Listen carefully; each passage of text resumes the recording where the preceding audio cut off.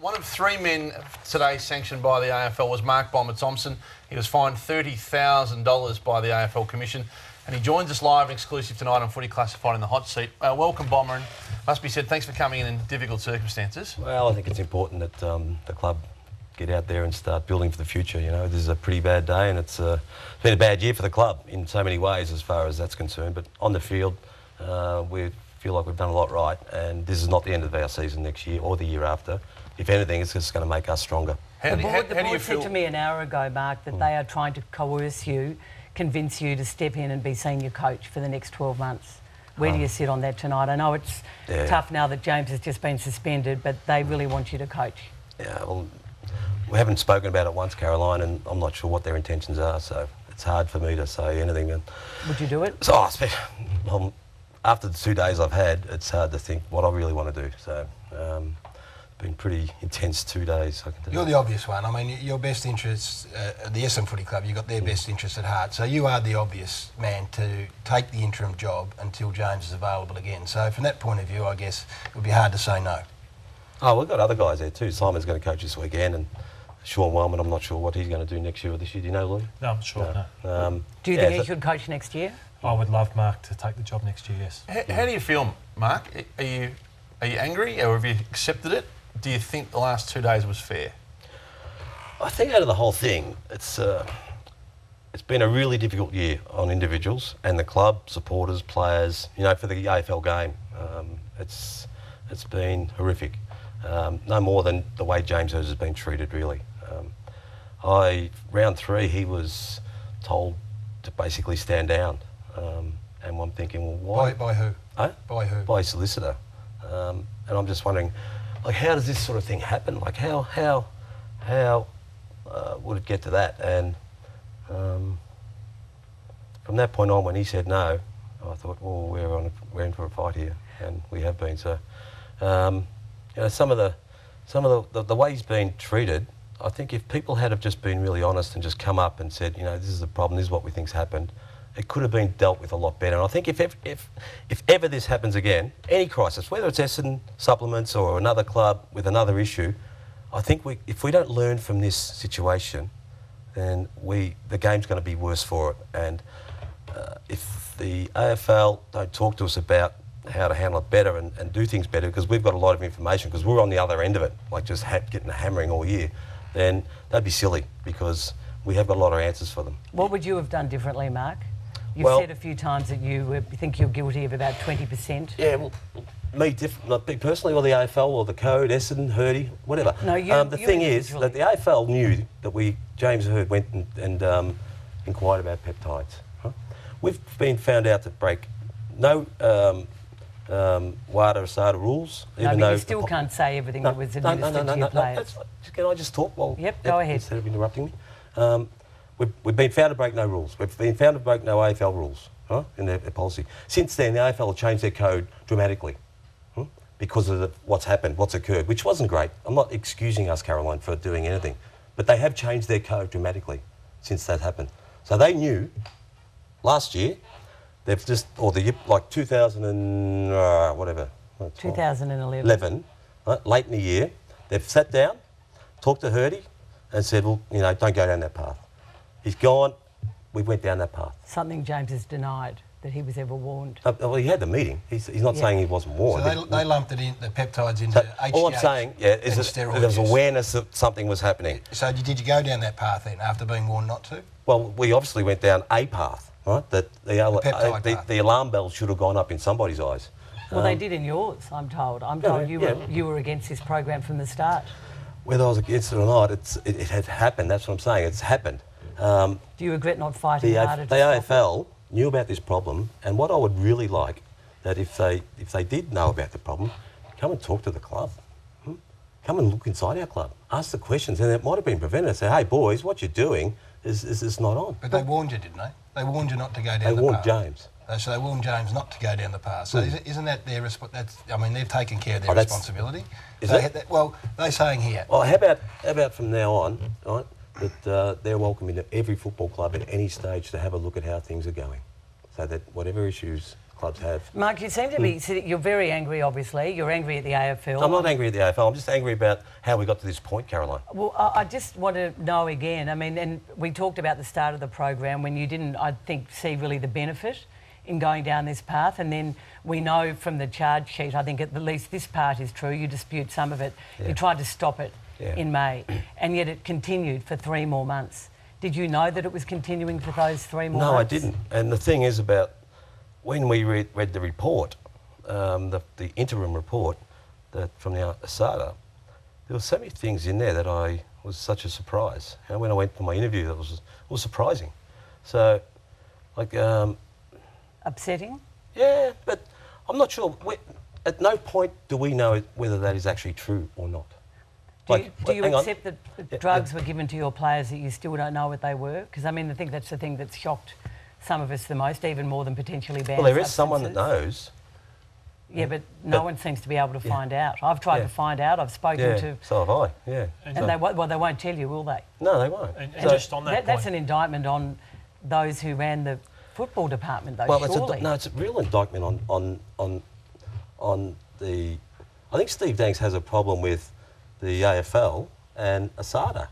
He's actually spoken to quite openly 3 times, I think, to the ACC. And I think he will have his time where he'll be able to talk. So, again... it's an issue too. Like that's an issue. We actually can't tell our players what they had. I ask you though, where do you think you went wrong? Me? Because you've been fined, you've accepted the fine, like it or not. Yeah, well I have. Yeah. Well, can I ask? Sorry, Karen. Can I ask you what you've been found guilty of? Do you know? I'm being guilty of being part of the football department that's allowed poor governance to go on, and for allow not keeping proper records, not having proper storage, not doing a lot of things, not knowing what we gave our players. This is your charge sheet here to clarify. Okay. It says that you and the AFL agree that you contributed to Essendon's failure to take sufficient steps to ensure the health, welfare and safety of the players in relation to the program. That when you became aware of the facts, it was unsatisfactory practices and the action you took was not sufficient to stop them, and that you did not take sufficient steps to avoid there being a risk that there could have been administered substances. And that as senior assistant coach you share responsibility. Now, I never ever thought there was a risk that we were taking prohibited substances. Do you accept now that you may have? No, I still don't think that we. I still don't think that we planned or actually happened that we took prohibited substances. And after a 6 months report by the institution that determines whether there has been drugs taken, they haven't actually served any infraction notices. So, from my point, our intentions were that. No, there was never part of our plan to do that at all. I think everyone accepts No one's ever I don't think accused that's you of that. disputed. So, were Except you aware that it your is said that players have taken AOD substances? 9604? Were you aware that they were taking AOD 9604? Well, we went through the whole permit of process of that's what got the whole thing started. Right, so does it concern you now that it still sits on ASADA and WADA's banned substance list? Well, it does, because we haven't actually fully investigated and found the truth out. Are you aware the players were given thiamycin beta-4? No. Do you accept they were? No, I don't know. No one knows. Otherwise, the AFL would actually charge people for using it, I suppose, if it's on a banned list. Which still, and tonight it was said by Andrew Demetrio, I think it's the possibility of infraction notices still sits over the head of your players. Well, just tell us. What happens if they find out that they don't? Are we going to get our charges laid back off us? No, you won't, because of We've the already done the damage to the game because we possibility that we gave the them. governance issues, that you sit here tonight, you aren't able to tell us what they've actually taken. Bomber, you speak about... Exactly, and that is a problem. No question. Right, so you take responsibility. Oh, not you personally, but the club. And look, I'm not here trying to bat up and just defend everything. No, we appreciate you being able to come in and answer questions. But we just find it I mean, you came from the Geelong Footy Club. Sorry, Matthew. Yeah, I just want to ask you the question about, you said about how we got in this position. Yeah. Do you now regret bringing Dean Robinson from Geelong, who you had a great relationship with, to Essendon at all? And what's your relationship with him like now? We didn't want Dean to leave Geelong. The players didn't want him to leave, the staff didn't want him to leave, because he's very good at what he does. So was he given the wrong role then at Essendon? No, he had the same role basically at Essendon as he had Geelong, but Geelong wasn't Essendon wasn't a good enough club to be able to manage him. That's our whole problem with the club. Now, everyone looks at Essendon as if there's this great club. I walked into Essendon, I thought, we're not a very good club. So there's a lot of areas we need to fix up. Now, let's get on with this job. So we weren't ready for... So you're talking board administration wasn't good enough?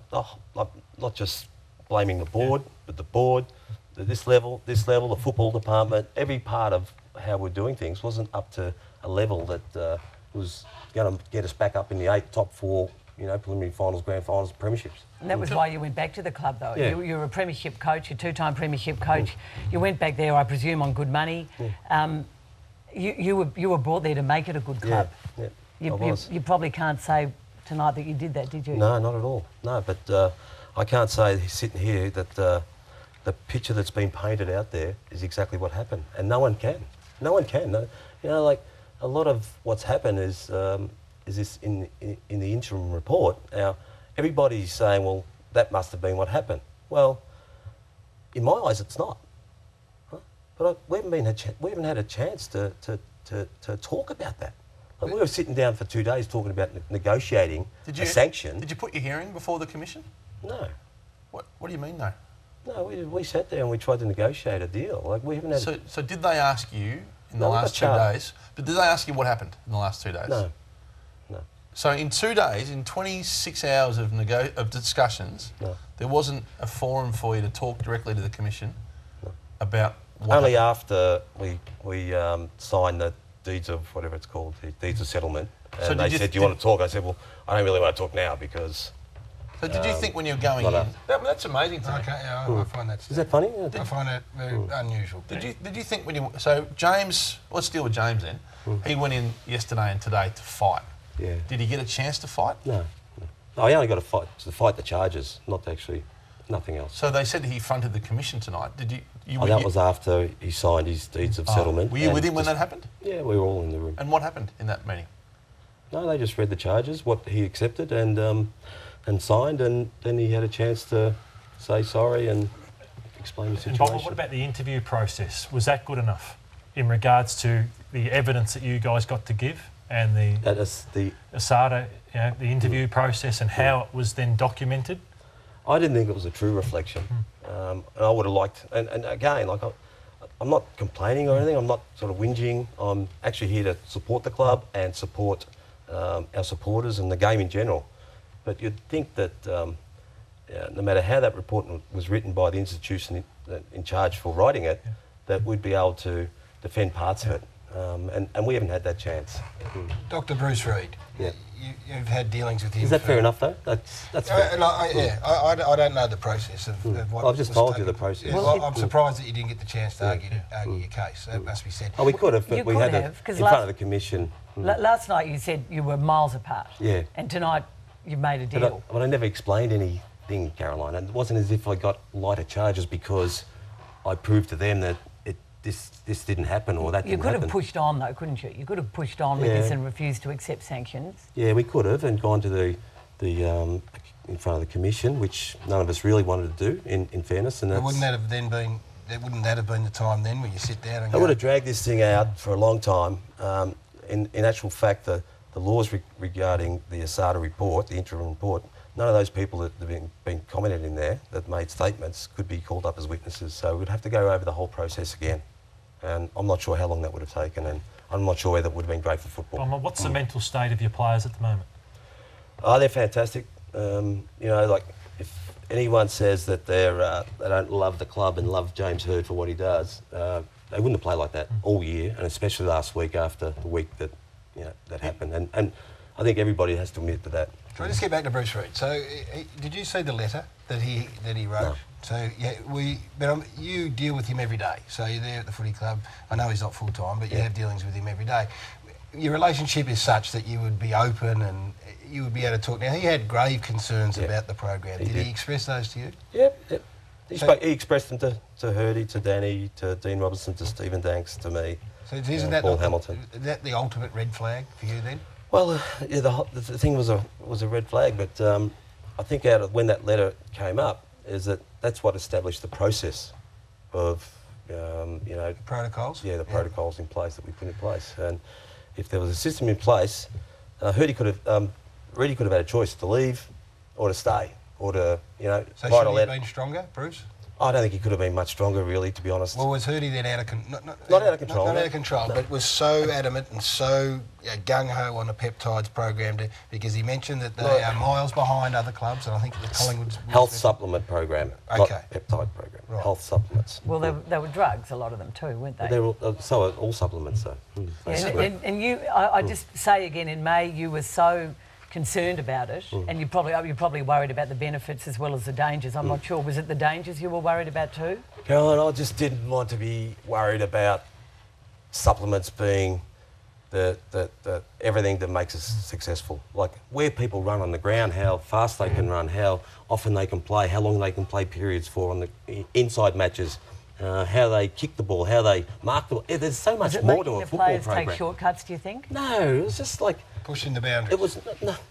It was like, for me, it wasn't as important as all the other things we need to do in a football program. Yeah, you're not as important, but you said stop it. These injections have got to stop, according to what I read in the charge sheet. But what did you ask me before? You said that, and then it continued.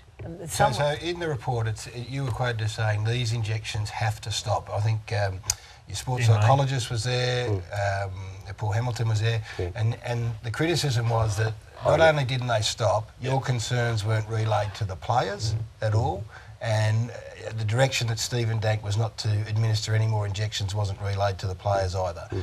If you felt that strongly about it, surely you needed to follow up on that. Where? With the players. Oh, right. Do you want me to get in front of the players that I've never done I've done once in 4 years? With James or the footy boss? But I did that in front of everybody. I did that in the meeting of all the people. So out of that, it should have done. It should have happened. And that's why we've been fined $2 million. We accept that. That's not a problem. That's not a problem at all. You look surprised that when Matthew said that James has signed a 2-year extension or had committed? No, I knew about that. So you knew that? Do you think he'll follow through on it? Do you think he'll come back? That's up to James, mate. I can't answer. I'm adamant. Did you talk to him, Hurdy? Yeah, and I'm adamant he's going to coach, yeah. How's his emotions? Oh, he's upset. He's flat. Like, he's sad that it's happened. He apologised, and I think you'll see right now, and I think it started last week after last week's match in his press conference, that you'll see another side to James, and you won't just... You'll see the part about him apologising, but you'll also find more about what happened with him too. I don't think he's going to cop this lying down without with people having this perception in their minds of what the Essendon Football Club looked like. Everyone has this perception that it was a lab, you know, people walking out with white jackets and rubber gloves and saying, "Come in here, it's your turn." It's not the way it happened. It was a small part of the program. But you've sort of agreed tonight that part of that perception is right, that the injection regime continued without proper checks and balances. The drug from Mexico. How much, don't just say it continued without actually knowing exactly what continued. Well, that's why you're here and I'm asking you. So it said it would continue for a further three months. Job said to me, he's never had one after round 8, an injection. But a lot of players continue to go to hypermed up until August. No, not a lot of players, Caroline. I think you're true. One player. I think the hypermed was one weekend, wasn't it? And then a few players went back, but I wouldn't say the majority. We don't even know. $61,000 invoice. It's quite a lot of money. Yeah, but don't just assume that. How much is a hyperbaric chamber session worth? Oh, I've got no idea. But they weren't only. There was also invoices for injections as well as a hyperbaric chamber. I don't know anything about that. And this is that report that we should have got to the bottom of this. Can I ask you about Dean Robertson? Shouldn't we have got to the bottom and actually found out exactly what happened there? Well, I think that the only person who knows is Stephen Dank, and he won't be interviewed. No, I think the players would probably know. They'd have the knowledge. Mark, Dean Robertson, how did you feel having brought him to the club, or one of the people who brought him to the club, worked with him so closely, when you watched him on Channel 7 unload, really, on not so much on you, but certainly on James Hird, and say the things he did? Well, I think there's a lot of bitterness, Caroline. You look at the interim report and you think, oh, he's dumped on me and he's dumped on me, but that's what people do when they get under pressure and try and defend themselves. So, did he go too far? I think he said a lot of relevant things that were, from what I know, were quite right. But then he said a lot of things that I didn't agree with. But that's just life in where we've been this year. This has been very public. The AFL said tonight it was made far too public and inferred that Essendon was significantly responsible by that. AFL said that Essendon was responsible. The AFL said in their press conference tonight that they regret the fact that this went publicly, but if they had to go toe-to-toe on that they would, because they didn't protect the integrity of the game. Do you feel... They need to keep the integrity of the game. Do you feel this was trialled by media? I thought that AFL were like our partners in this, that we're one of them. And again, this is something that we have to, in the future, start to educate, nurture, have better relationships. We should be like, real allies of the AFL.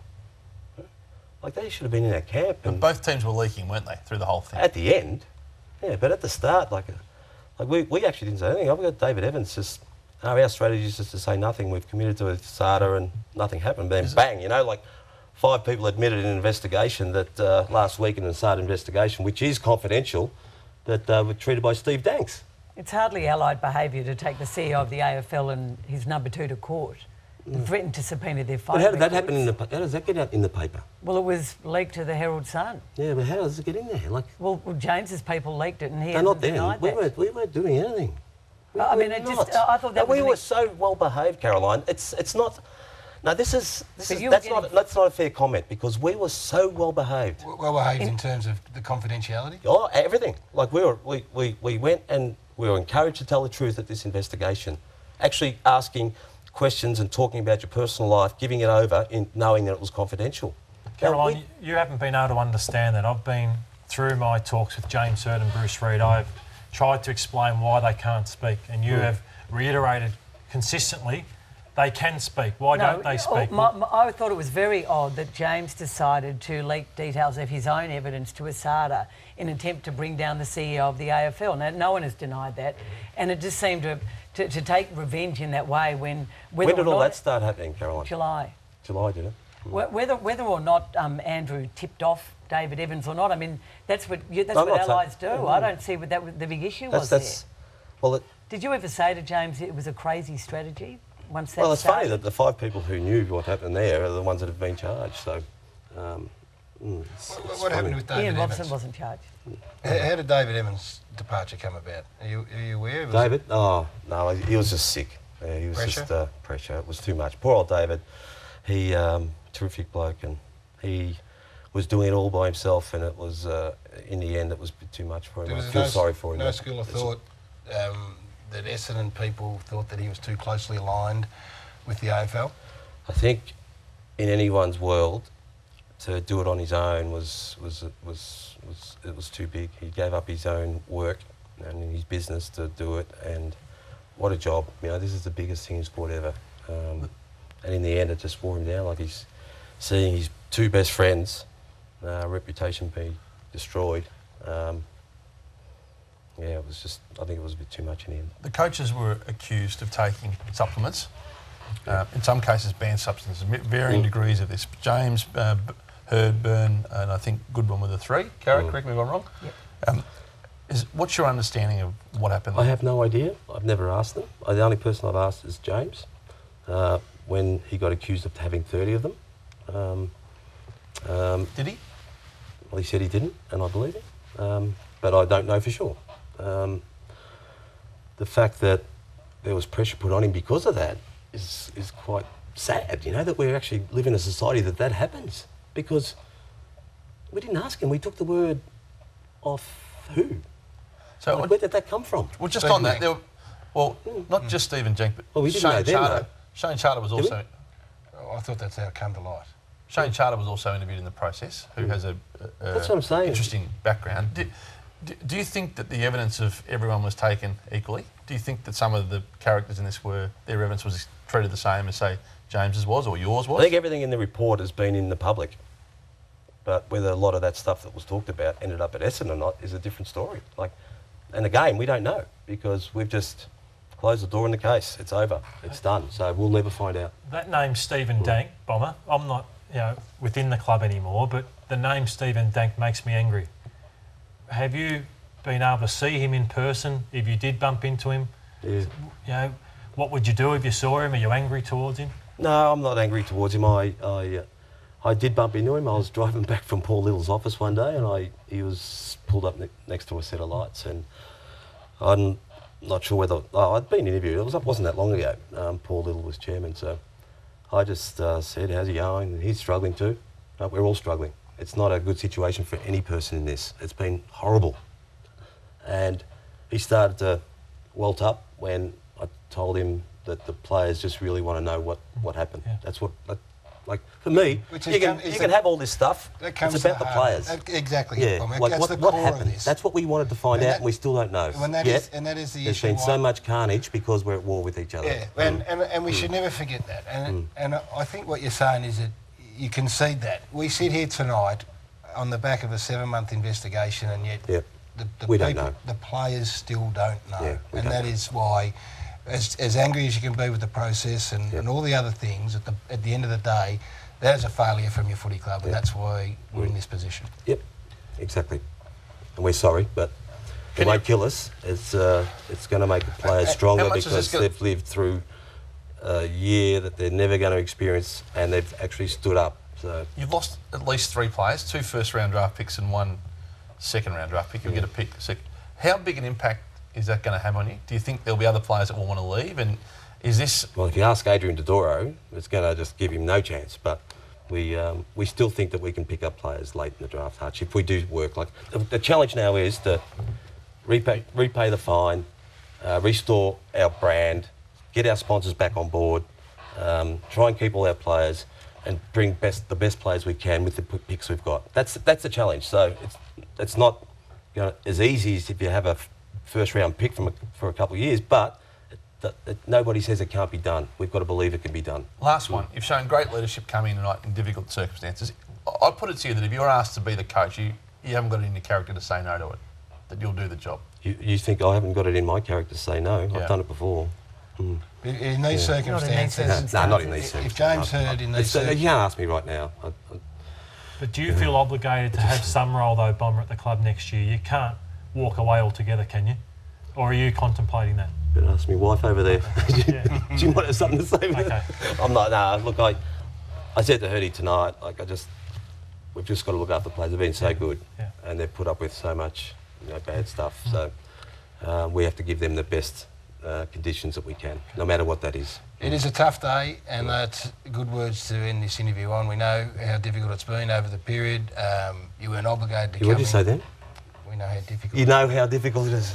We imagine. Oh, no one knows how difficult it's been. That's absolutely right. Oh, yeah. We can only imagine how difficult it has been. But we appreciate you coming in, answering the questions, and we wish you well from this day forward. Yeah. Mark Bomber Thompson joining us live in the studio. Plenty more still to come on Footy Classified.